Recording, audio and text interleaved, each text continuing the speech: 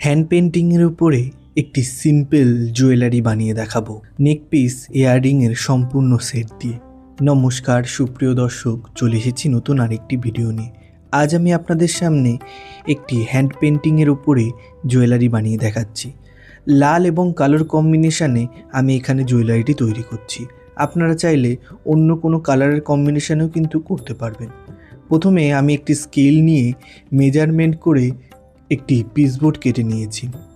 লকেটের জন্য একটি বড় পিসবোর্ড এবং দুটি ছোট ছোট করে পিসবোর্ড কেটে নেব কানের দুলের জন্য।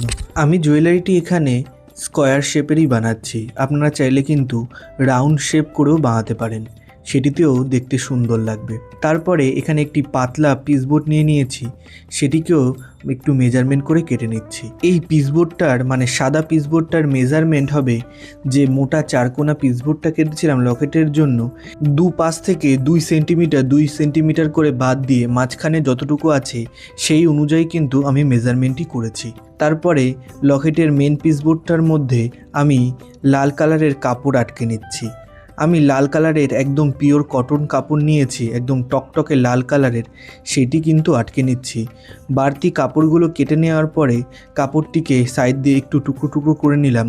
এটা আমি সবসময় বলে থাকি যে এইটা করার কারণ হচ্ছে যাতে জুয়েলারির শেপটি ভালো হয়, মানে পিসবোর্ডের যেটি শেপ রয়েছে সেটিই যেন পুরোপুরি কাপড়ের শেপের উপরে ফুটে ওঠে।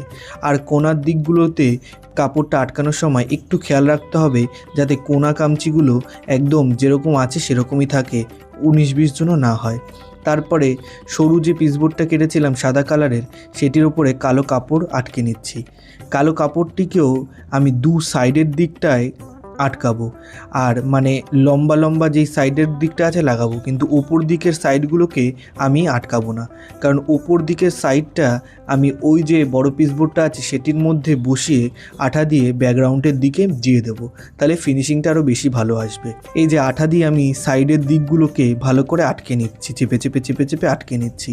এটি কিন্তু কাপড় ভাঁজ করেও করা যেত, মানে করা যেতে পারতো না এরকম নয়, কাপড় ভাঁজ করেও করা যেত, কিন্তু এই পিসবোর্ড দিলে কি হয়, কাপড়টি একদম পাটে পাটে থাকে এবং কাজটিও একটু পাকাপোক্ত হয়, সেই জন্য এটা করা।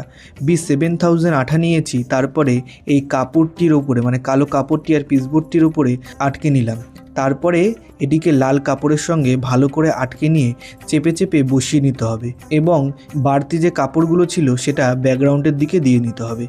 এরপরে আসছে আঁকার পালা। আমি এখানে একটি পাখি এবং গাছের ডালের থিম দিয়ে মানে একটু আলপনা স্টাইল করেই আঁকছি। আপনারা চাইলে অন্য কোনো প্রকার কিছু যেটা ভালো লাগে সেইটাও আঁকতে পারেন। আমি এখানে আঁকাটা পুরোটাই সম্পূর্ণ সাদার উপরে করছি, আপনারা মাল্টি কালার ইউজ করেও কিন্তু করতে পারেন, সেটি দেখতেও ভালোই লাগবে। আমি এখানে বললাম যে আলপনা প্যাটার্নের একটু আঁকছি, সেই জন্য পুরোটা সাদা নিয়েই আঁকছি। আর কালারের জন্য কিন্তু আমি ইউজ করছি অ্যাক্রেলিক কালার। অ্যাক্রেলিক কালার বলতে হলো সাদা কৌটোতে যেগুলো ফেব্রিক কালার বলে বিক্রি হয়, সেই কালারগুলোই আমি এখানে ইউজ করছি। তুলির জন্য এখানে 000 তুলে নিয়েছি, তারপরে সেটি দিয়ে এঁকে নিচ্ছি। প্রথমে গাছের ডালটি আঁকলাম এবং পরবর্তীতে তার মধ্যে পাতা আঁকলাম। এরপর আঁকছি একটি পাখি। এই পাখিটি কিন্তু মানে প্রকৃতিতে যে এরকম পাখি আছে কি না তার কোনো মানে ভাবনা বা ধারণা আমার নেই, আমার মন থেকে যেন ইচ্ছা হলো যে এরকম একটু কিছু আঁকি, সেই অনুযায়ী আমি এঁকে নিলাম।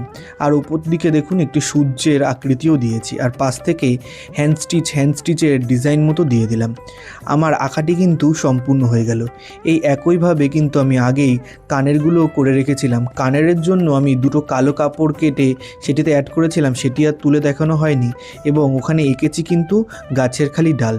এরপরে আমি জাম্পরিংয়ের সাহায্যে নিচের দিকে কিছু কড়ি আটকে নেব। কিছু বলতে মোট 4টে কড়ি আটকালেই হয়ে যাবে। বড় বড় সাইজের 4টে কড়ি নিয়েছি এবং বড় বড় সাইজের জাম্পরিং নিয়েছি, সেটি দিয়ে ভালো করে অ্যাটাচ করে দেবো।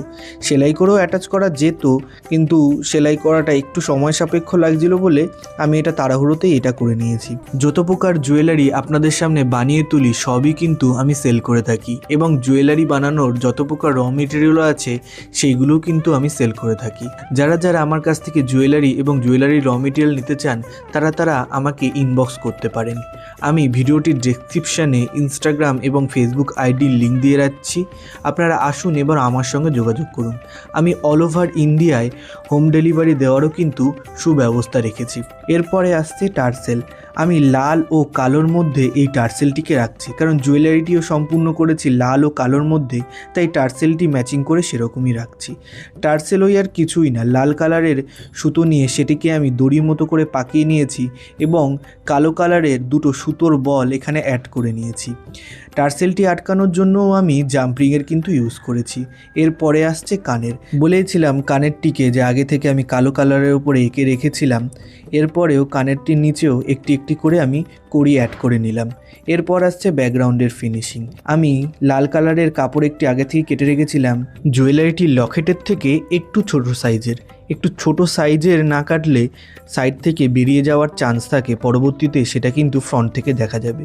তবুও যদি অসাবধানে বেরিয়ে যায় সেটাকে কাঁচি দিয়ে কেটে দিলেই কিন্তু জুয়েলারি ফিনিশিং সম্পূর্ণ। কানেরের ক্ষেত্রেও আমি এখানে একটি পিসবোর্ড দিয়ে গুজির যে হুকগুলো আছে সেইগুলো অ্যাটাচ করে নিয়েছি এবং ব্যাকগ্রাউন্ডটা কালো কালার করে দিয়েছি, সেটা তুলে দেখালাম না। আমার জুয়েলারিটি সম্পূর্ণ। এই প্রকার আরও নিত্য নতুন ভিডিও পেতে আমার চ্যানেলটি সাবস্ক্রাইব করে পাশে থাকা নোটিফিকেশানটি অন করে রাখবেন, যাতে আমার পোস্ট করা সব প্রকার ভিডিও সবার প্রথমে আপনার কাছে পৌঁছায়। ভিডিওটি ভালো লাগলে একটি লাইক করবেন এবং ভিডিওটি কেমন লাগলো অবশ্যই কমেন্টে আপনার মূল্যবান বক্তব্য জানিয়ে যাবেন।